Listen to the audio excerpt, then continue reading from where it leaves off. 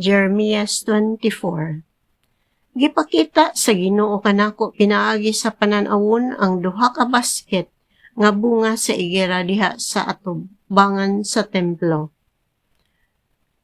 Ang unang basket gisudlan og mga maayong bunga sa igera nga nahinog pag-una, ug ang ikaduhang basket gisudlan og dunot nga bunga sa igera nga dili makaon.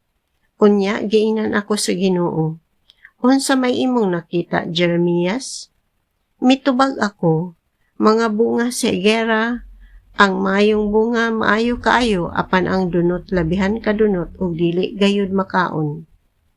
Miingon ang Ginoo kanako, ako ang Ginoo, ang Dios sa Israel, nag-isip sa mga taong nabihag ngadto sa Babylonia nga sama niining maayong bunga sa igera, ug kaluy-an ko sila. Bantayan ko sila ug ako silang dad-on balik dinhi. Himuon ko silang mauswagon ug dili ko na sila lumpagon. Itanom ko sila ug dili ko ibton. Hatagan ko sila kasing-kasing nga moila nga ako mao ang Ginoo. Unya sila mahimong akong katawhan ug ako mahimong ilang Dios, kay mobalik man sila kanako sa kinasing-kasing gayud. Apan bahin kan Sedekias nga hari sa Juda ug sa mga pangulo nga suod niya ug sa ubang katawhan sa Jerusalem nga ania magpuyo nining nasura ug kadtong namalhin ngadto sa Ehipto.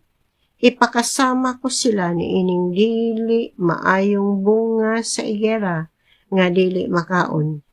Pahamtangan ko sila katalagman nga makalisang sa tanang nasod sa kalibutan. Biay-biayon ug himuon silang kataw-anan sa katawhan ug gamiton ang ilang ngalan ingon nga tunglo bisag diing dapita ko sila pati bulaaga.